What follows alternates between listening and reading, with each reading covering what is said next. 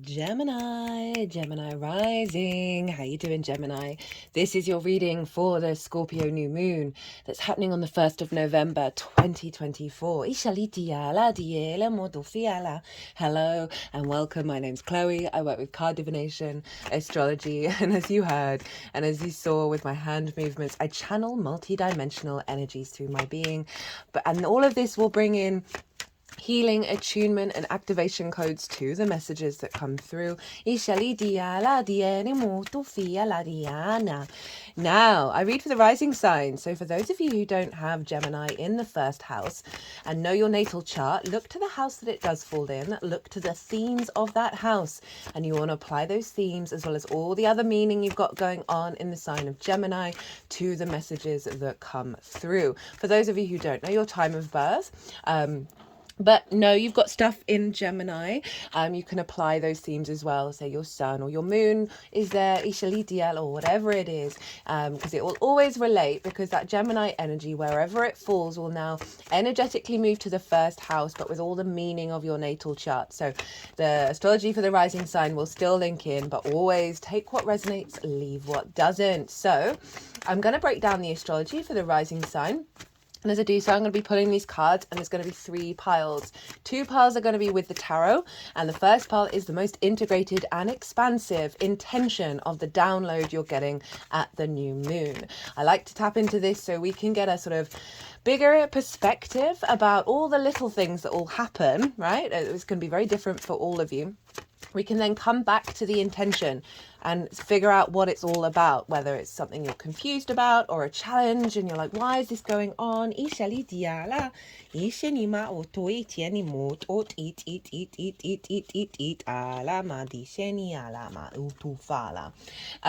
the challenges that are going on.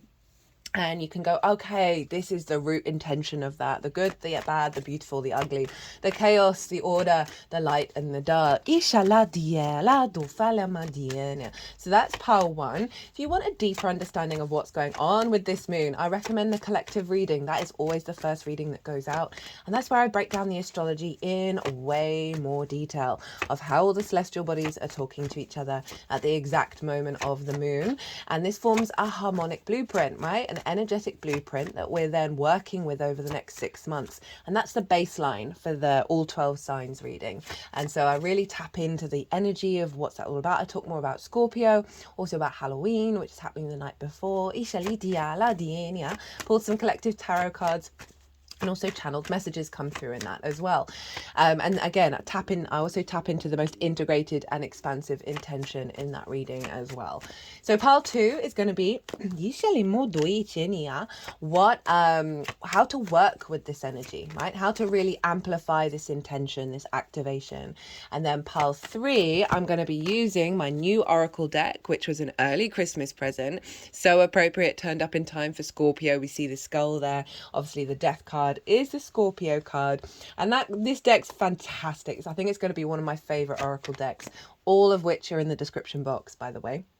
It's very blunt, but very colourful. And then in the book, it's really loving and expansive, but also kind of realistic, the light and the dark of it all. And that just feels very Scorpionic in its nature, which can be a bit blunt, a bit brutal, but its intention really is to allow more space to see the truth of reality. So I'm going to be pulling 3 cards from there, and that's going to be linked into the fact that Halloween, All Hallows Eve, is going to be, and SAMHAIN, which is a cross-quarter fire festival, which is where Halloween comes from, and there are lots of the traditions around that come from this cross-quarter fire festival. That is when we have the thinning of the veil, right? And so that we're able to contact and work with that energy, and it can work with us with a higher capacity. But it's happening just before this new moon, and so there's an element of release, of releasing things around the ancestors, around the dead, around the spirit realm, as well as finding a great deal of wisdom that's then feeding into this new moon. So those 3 cards are going to be, I keep forgetting to do the bottom card. Ishali diala diene molto fiela. With when I finish doing the 3 cards from each pile. There's obviously something in that. Ishali, but still getting the answer, like, of that moment of realization. Itu fiela molto fala diana. So 3 cards. The first card will be, what do your ancestors want to tell you? Right? The second card is, what does the overall unseen realm want to tell you? And the third card is, what do the fae want to tell you? What are the fairies up to? What is their message for you? So these are the messages from when the veil is thin. I'm then going to pull 2 clarifying cards from another deck at the end of the reading. So that's the vibe. So let's get into the astrology. As I said, a read for the rising sign. So where is this happening for my lovely Gemini risings? This is happening in your 6th house of work, the adult in the room. This is work, how you figure things out, the lens in which you do that, right? It's also about physical health, routines, co-workers, and therefore collaboration, and pets, and therefore acts of service. As I said, it's the adult in the room. And so often we can struggle being the adult in the room for ourselves for various reasons, often in childhood, or things that we've gained from the ancestors of wounds of theirs that we're here to then transmute. And I love the 6th house. The more that we get to grips with understanding how we work, the more we have healthier relationships, right? Because we know how to show up each year and we know what works and how to collaborate, right? So it's a great time to set intentions around that, set intentions around elevating your commitment to your work, commitment to your physical health, your routines. This may instigate a cycle of you wanting a pet. Or if you've got pets, elevating your relationship with them, elevating your relationship with co-workers, calling in for collaboration if that's something you're after. Basically, the intention of being the good adult to yourself. Work, physical health and routines, they're so powerful. They're such a strong foundation for how we then operate. I see so many relationships, and this is important because this is happening on a Friday, right? And Friday is Venus's day. So Venus is influencing this moon, and she is in Sagittarius, opposite your sign, Gemini. And so this is the house of the other, which is about one-on-one relationships, whether that be a business partner, clients, your near and dear friends, long-term committed romantic relationships, your relationship with source. It's those one-on-one energies that you interact with that there's a level of commitment. And so in terms of that 6th house energy, Venus is influencing it from the 7th, saying there's a desire to bring towards you relationships that are important, or elevate the relationships already in your life that are about commitment to working together. I see so many people in romantic relationships where they sacrifice their sacrifice their physical health, sacrifice the way that they work, and sacrifice levels of collaboration that they want to engage in because of the other person in their lives, right? And so this is saying, Venus is saying, not on my watch. So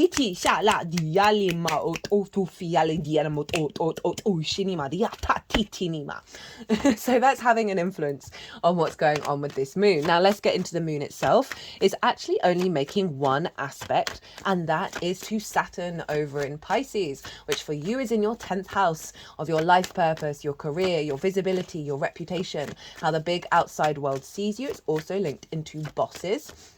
And so there's a real, this is a harmonious aspect because they're both water signs. It's ruled by Jupiter, the trine. And this brings things together in order to elevate and bring in wisdom, a sense of knowing. And with that knowing comes confidence, ease and flow, a sense of opportunities and abundance come in. And so Saturn is really, or is retrograde at the moment. This is you stepping up to the plate to your life purpose, right? This is working with understanding of how reputation or your desire for visibility and reputation may hinder you from truly walking your own path with integrity. Saturn retrograde for me is very much an inner journey of drawing in inner authority. You're working on this energy at the moment, and then it will go direct and it will manifest externally. So you're going through figuring out your own authority, your commitment, your legacy, and this deeper, like mature energy of Saturn, right? Feeding into the way that you work. So you've got your work houses being activated. At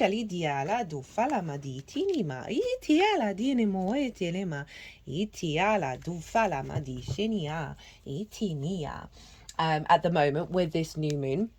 And because there's stuff going on in Cancer, which I'll get to.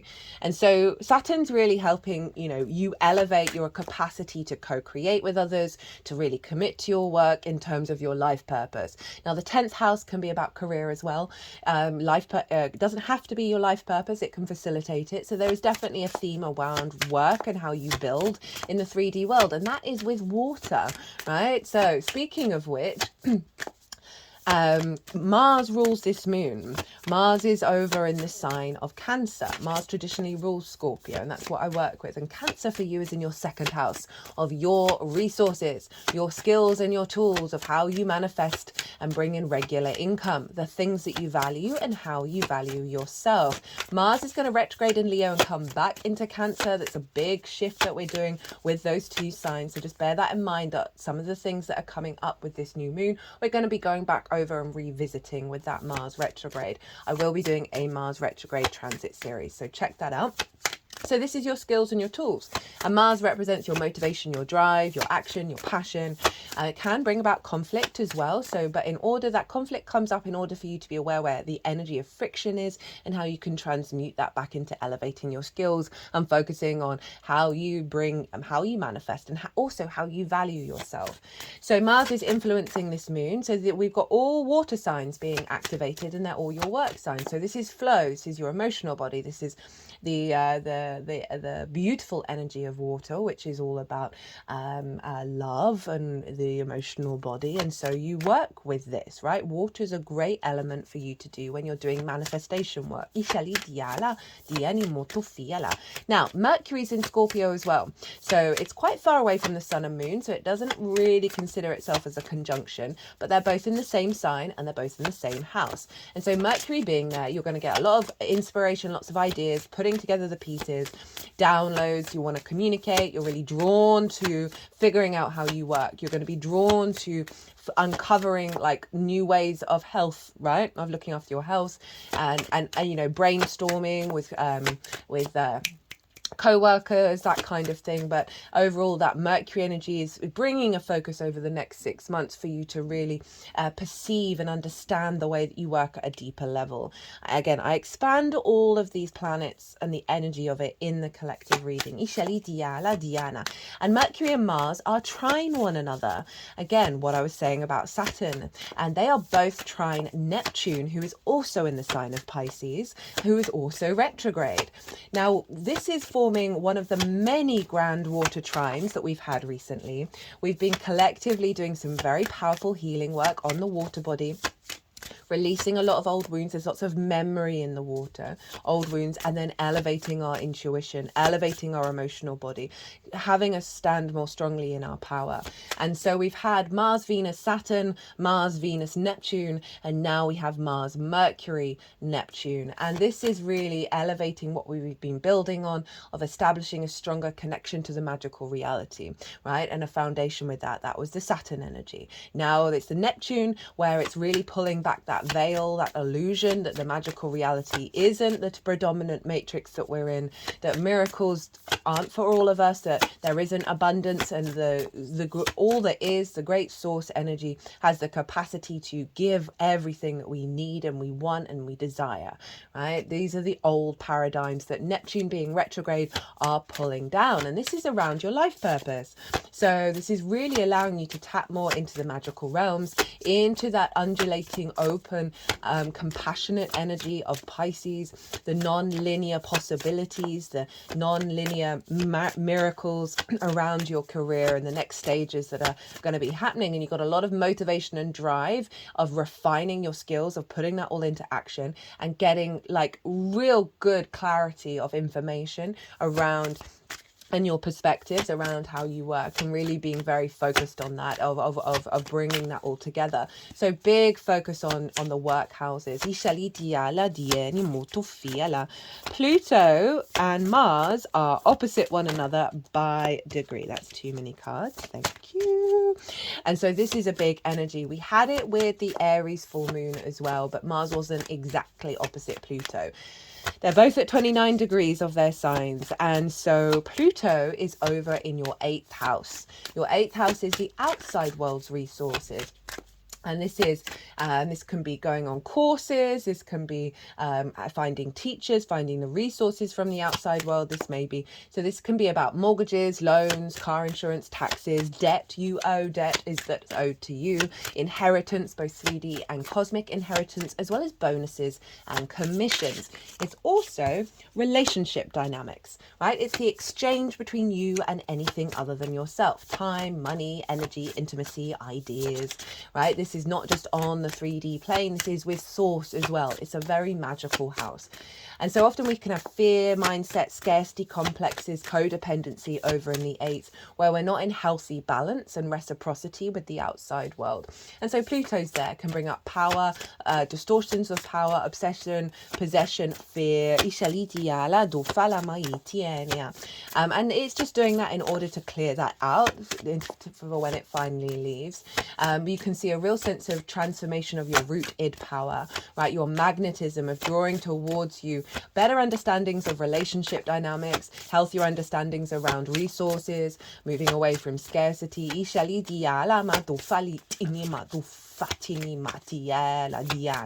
And that is opposite Mars, and they are both square Juno over in the sign of Libra. This is forming what's called a T-square. So we have the opposition between Mars and Pluto, and they are both square. I nearly said Lilith then. Where is she? She's also in Libra. But they're square Juno, exactly. And the release point of the T square is the bottom of the T, is Juno. So Mars, your motivation, your drive, your action, very intuitively in alignment right now, very in a flow state with Mars in a water sign. And Pluto over in the 8th, right, of really elevating your confidence, your independence in how you operate with your skills, the value you have behind that, lots of drive around that. Pluto is transforming your relationship dynamics around the reciprocity with you and the outside world.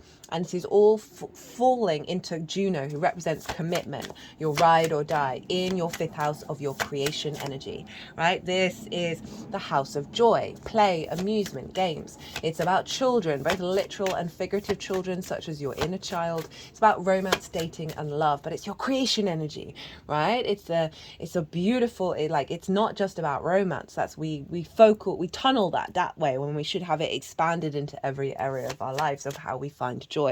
And so this sense of joy and creativity is being remember, this is a 6-month cycle, is being manifest via a stronger connection to your own value and a healthier relationship with the outside world, that's leading to perhaps more money, more income, so you can have more fun and more play, as well as getting really creative with the way that you work, with the skills that you have, and working with the resources of the outside world, as well as releasing old paradigms that have blocked that sense of abundance, that sense of flow, and then just seeing more joy, perhaps, a work project that you're getting really creative with, you're finding the love, the passion with. There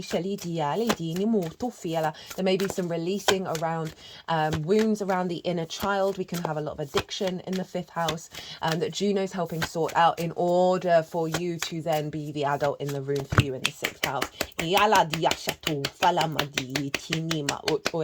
But I do see a sort of more joyous energy, more creative, pleasure orientated, or in understanding of work, right, of that adult in the room energy.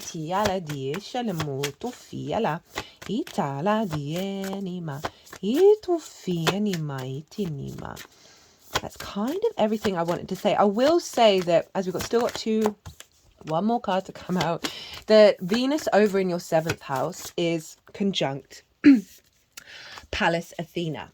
And Pallas Athena represents embodied wisdom. She's all about the long-term strategy, right? So she's making sure that the way that you connect and what you're drawn to in the other, and that sense of harmony and creation and love and appreciation with the other, is in alignment with your longer-term goals. And I see this tied in with the Juno energy. Also Lilith, right? So maybe this is why I said Lilith instead, because Venus and Pallas Athena are sextile telling Lilith, who's very independent. She wants respect, honor, and dignity in the way that she interacts with the other. And that's coming up in your 5th house. So there may be some wounds around love, right? And that doesn't just have to be about romantic love, or we love everything, right? Everyone. Love is involved somehow, whether there's a lack thereof or not. And so that Lilith energy is really making sure that you are standing in your power when it comes to your creation energy, that you're no longer giving away your attention, your love, your affection to those relationships in the other that do no longer serve you, right? That don't work, that don't collaborate. And it's not like a big rejection. It's just simply you're no longer allowing that joy, that time, that focus to be there. So very, very empowering and independent. So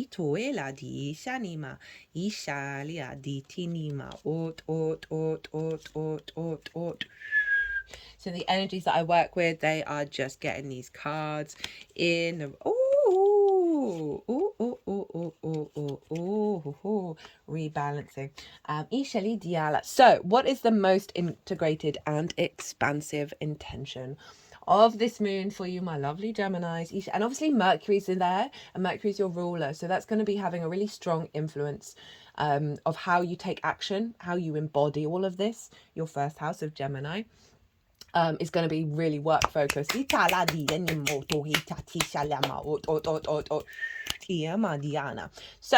we have the 6 of Pentacles, the 7 of Pentacles, the 5 of Wands in reverse, and the Chariot. I love this for you.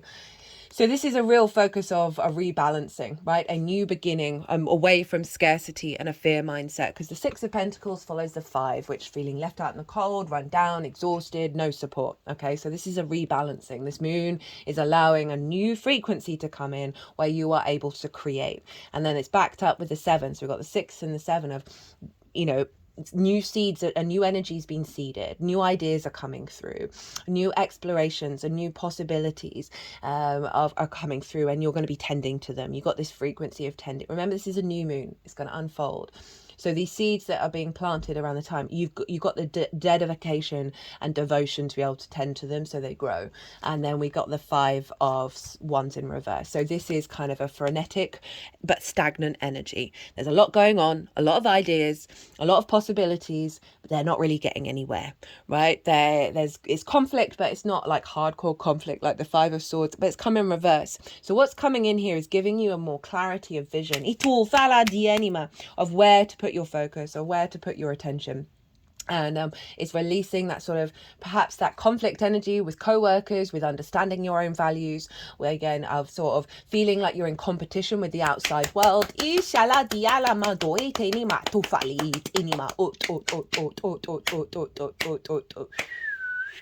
I love it. And then the Chariot. So this is Cancer's card. So Cancer is ruled by the moon. And this is saying that through this process, you're going to get to a point where you understand all the resources around you. You understand how to work with them, all the lessons that you've learned. You're not trying to control situations in the same way, because you see there are no reins. This figure is not trying to control where they're going and where they're headed. They're confident within themselves. It's a very victorious card. It also does represent movement. And they're in balance, right? We've got the yin and the yang here. So through this journey of release, there's a sovereignty coming in your understanding of the way that you work and the path that you're moving to, right? And this is also your skills and your tools, how you value yourself in regards to the way that you work and work with other people, right? There's a real sense of owning what you're bringing to the table.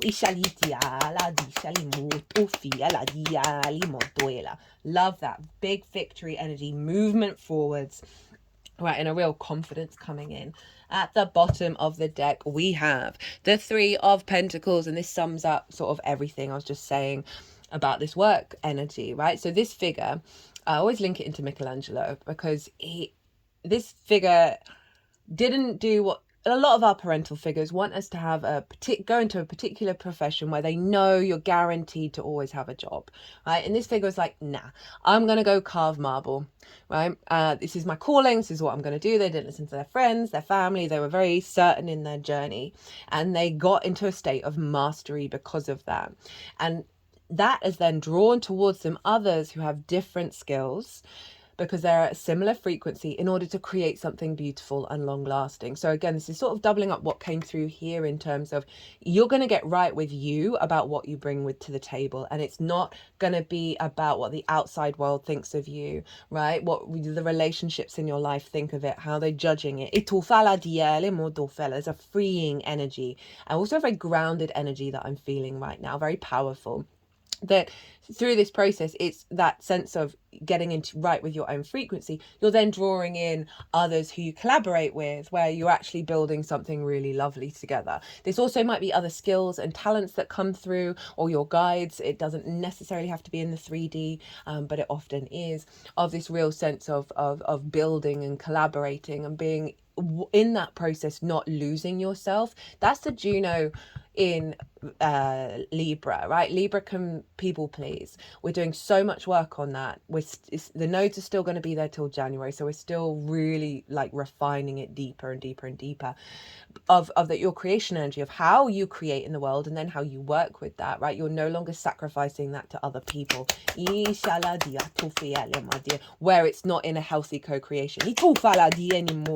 So how to work with this energy, right? How to really amplify it. We have the Page of Cups, the Page of Pentacles. So double communication, double pages, with Mercury getting involved in Scorpio, influencing you, Gemini, because you're obviously ruled by it. 2 of Pentacles, 10 of Pentacles. So this is calling you. Pages have just got into the court. They are so excited. They want to talk to everyone. They want to learn everything. They're not jaded. And I love it when pages show up, because it really brings in this energy of, let's let go of old wounds. Let's let go of old paradigms and see, when we're open and curious, what comes through. So we've got the water and the earth showing up here. We've got that Pisces energy of like this figure is talking to a fish and that fish is talking back, and neither of them are weirded out by it. And so I'm just getting a very strong feeling for a lot of you. I mean, we're all channelers, by the way. We just all do it in our own very unique ways. There's something around you really getting comfortable, allowing that to come through your work, right? And into your skills, and not being worried about what other people think about it, right? It's kind of like get your freak flag out, right? Very appropriate for Scorpio. This is also about communicating from a place of love, watching what your emotions are telling you, right? Inspiring you to head towards in regards to figuring out how you work, how you look after your physical body. And again, like their sense of lots of ideas coming through, and it's calling you to focus on this and let go of old weighted heavy stuff, right? Imagine you've just come into a new landscape and your eyes are wide open and excited. And then we've got the Page of Pentacles. So this is more of the earthly, practical, grounded energy. And I did say I'm feeling really grounded in your energy, Gemini. And again, similar vibe. Have fun figuring out, getting the inspiration through your emotional body and putting it into practice, and allowing yourself to get things wrong or make mistakes or whatever it is, allowing yourself to be imperfect through this process, and then seeing what comes through from when you like, oh, that didn't quite work out. What can I do next time? That kind of energy. This also could be saying, I mean, this is energy of how you can work with it, but there might be opportunities to collaborate with another person, right? That is coming through over the next 6 months. That's going to help bring you more confidently into this space, because perhaps through that interaction with another person, that you're really going to feel your own power and not have that be diminished by prioritizing what the other person's doing and saying they're both pages, remember. And then the 2 of Pentacles, 10 of Pentacles. Forgot to mention in the collective reading, basically all Pentacles. So this energy in Scorpio is helping us clear a lot of stagnant energy in our water body and elevating our intuition and our connection to our emotions, that memory in our water. That's allowing us to then realize we can build in the magical reality, right? This is what this is all about, right? We're now operating in the 3D with the downloads that we've got recent, like over the summer, wild. So 2 of Pentacles, 10 of Pentacles. So the 2 of Pentacles, I'm not getting my usual, I always go with the first thing that comes into my head. And this is all about balancing, right? This sense of remember, it's a new moon, you're playing, you're juggling, you're getting creative and balancing and doing lots of different things and figuring out how to get in that flow, right? You're very intuitively aligned with getting into that flow, but it's taking practice, right? It's really saying, allow yourself to be playful, allow yourself to be creative and try things out. But it's also kind of honoring that the transmission that's coming through isn't going to manifest immediately, right? You've got to put something into action in order to draw that frequency in.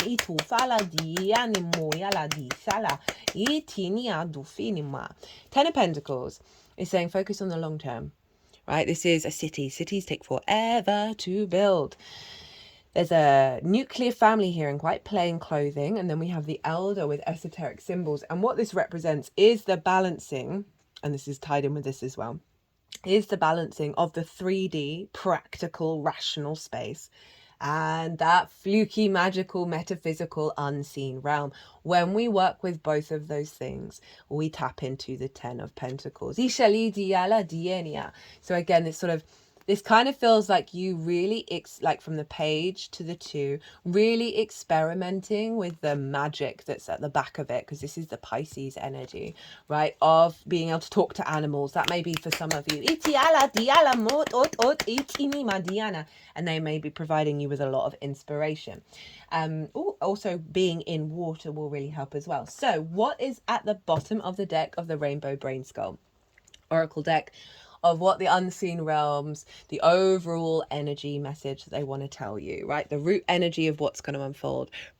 Being out of ideas is just another idea. So let's get the book out. The universe is made of pure creativity forever. There is nothing wrong with needing a break, but the thought of running out of creativity is the definition of absurd. You are made of pure creativity. So I like this. This is really like helping you, like if you're like, oh, how am I supposed to think, is stripping back the expectation of what's coming through. Remember those pages, they're not jaded anymore, of like every moment, right? Everything is another form of creation energy.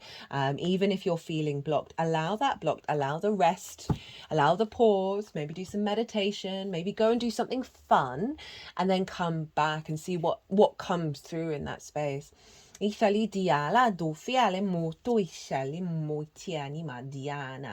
feel like the energy coming through is all going to be about opening up portals of creative ideas coming in, but there's something around you getting out of your own way of judging yourself if they aren't like immediately present, right? Or if they're not working out in the way that you like. You learn from all of it.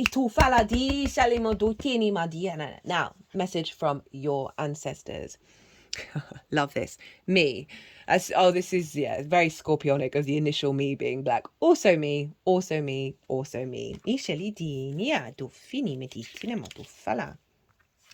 You contain multitudes. Stop trying to shrink yourself down to a single thing. Accept the different seasons of your personality. Oh, I love this in terms of the magic that's coming in. Of allowing like the different facets of your soul to unfold. Without the fear of how you're being perceived.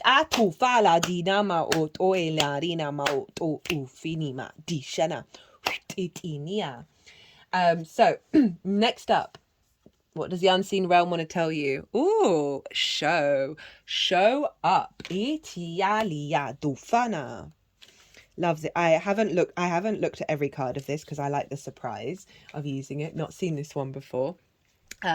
You seem acutely aware of the good in the cosmos. Demonstrate what you know and share what you've learned. Many people will benefit from hearing it. Again, loving that this is reconfirming your experiences, your understanding, no matter how weird they may be or unconventional. Let's not use weird, unconventional. This is saying everything as like, you got to start putting this into the 3D. You got to start moving away from perhaps being a bit paranoid about how people perceive that, right? That you have learned so much and that the resonance you're going to get by being authentic of your own experiences, the more that's going to resonate with the people that you're surrounding yourself by, or helping, or working with. So what do the Fae want to tell you? If no you out there, get out there. Interesting grammar. If no you out there, get out there. So if you're, again, your individuality, right? If you don't see yourself, I haven't read the book, if you don't see yourself out there, and then like, oh, well, would I be accepted? I'm getting that very strongly from this, but let's see what the book actually wants to say. You may think that there's no room for you out there, but there is, in fact, one spot left, and you are holding the only ticket. Accept who you are and stop comparing yourself to others. Being the best you is something that you can always work on. Whoo! That's beautiful. That really, I love it when the tarot and then the oracle cards back up what's come through with the tarot, with the astrology. You do you, babe. You do you. Right, let's get 2 qualifiers. Whoa. Okay, you got 4 cards. You got four cards. So at the bottom of the deck is resistance and preparation. And so this is getting you to flip a switch. Where was that card on of this? Of like, just because you think it's a block, like that sense of resistance, it's been preparing you for what's coming through here. Right, what do we got?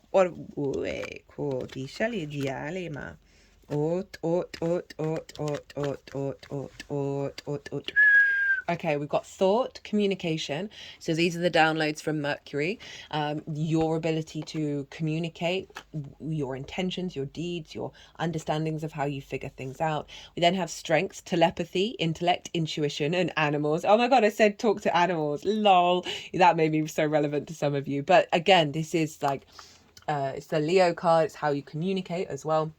Your 3rd house, but again, the sense of your intuition being so heightened with all this water energy, and really trusting in that. But the telepathy and like all of that, of like allowing that to believe in it.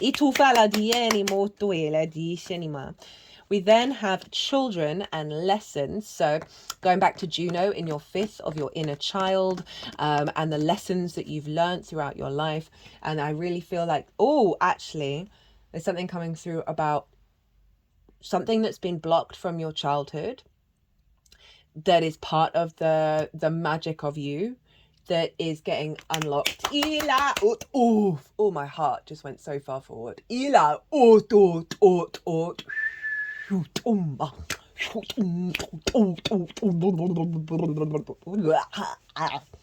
bit of a weird channel. Some of you may be working with children, and this is really elevating your relationship with that. We then have activate, awakening, and enlightenment. So definitely a process of getting in alignment with the truth of your frequency, that is allowing more magic to come through and letting go of the worry of how you're perceived. Well, Gemini, love this. If you resonated with this, if you liked the reading, hit that like button, leave me an emoji, a comment. I love hearing about astrological and channeling and weird and wonderful stuff, what's going on in your lives, how you're seeing it show up. It brings me so much joy. If you want a personal reading, all my details are everywhere. If you want to deep dive further on what this is all about, get in contact. I love to facilitate a client. Other than that, Gemini, be good to yourselves, be good to those around you, safe travels, and be well until we meet again.